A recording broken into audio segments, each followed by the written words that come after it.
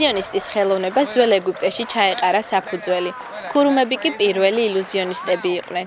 შემდეგ გამოჩნდნენ ფულზე მოთამაშე ქუჩის შარლატანებიც, რომლებიც ოსტატურად ბცქვნიდნენ სეირის მოყვარულთ.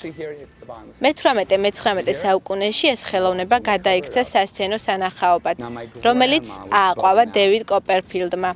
1997 წელს გამოჩნდა ახალგაზრდა ილუზიონისტი, რომელმაც ფოკუსები დაუბრუნა ქუჩას ლოზუნგით „მე ფოკუსებს ვუბრუნებ ქუჩას“. ეს ახალგაზრდა კი დევიდ ბლეინი იყო.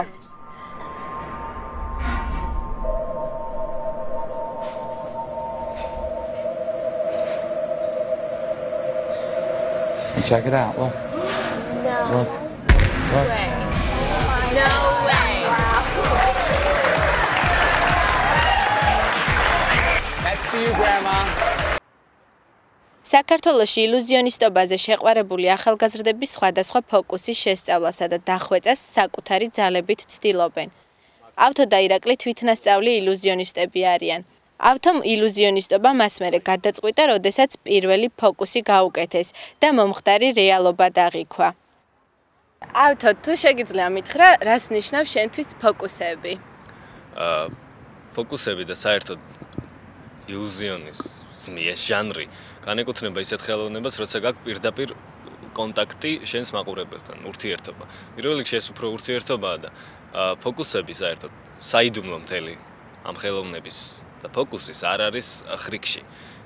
ხრიკი იმას, რასაც ვაკეთებთ, ანუ სინამდვილეში მთავარი საიდუმლო არის შენში. მთავარია შენ როგორ აკეთებ ფოკუსს და არა იცი თუ არა ხრიკი ზუსტად.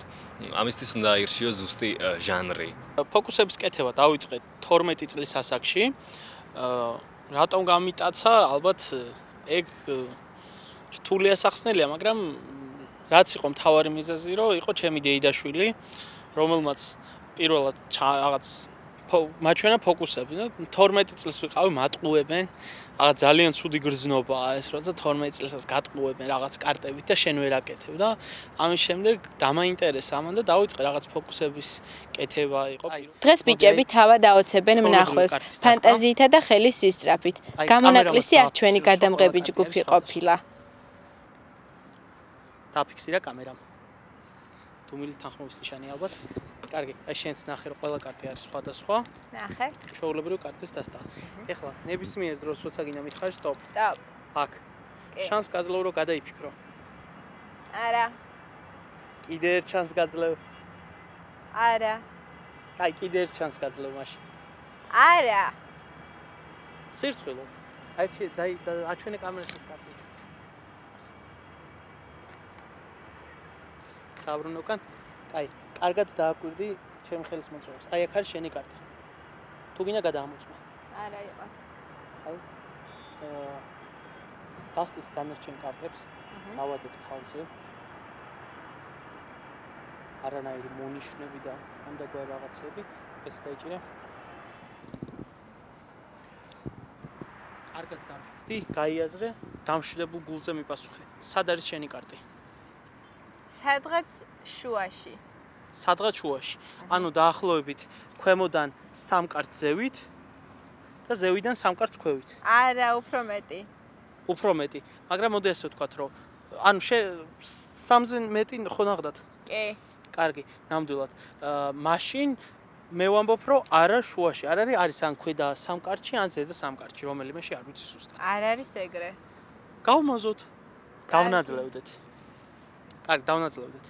იმედია ძალიან არ მომატყუებს. კაი, რაზე დავნაძლევდეთ? ერთ სურვილზე. კარგი. კარგი. მინდა გაგახარო რომ შენ სურვილი წააგე. და რატო? ნახე ზედა კარტი.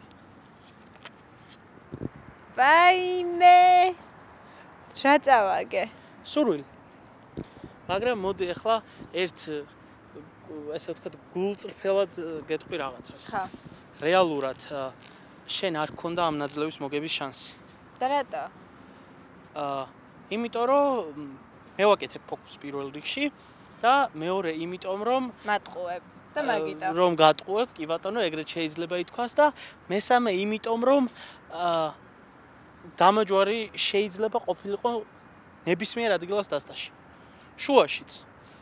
კიდევ ერთხელ შუაშიც, თავზეც, ქვევითაც იმიტომ რომ რეალურად ამ დასტაში ყველა კარტი არის დამა ჯვარი. ვაი. ყველა კარტი, მაგრამ ჩვენ ხო სურვილზე დავნიძლავდით. ხა. ამიტომ მე ხო უნდა მოვიგო ეს სურვილი. კი.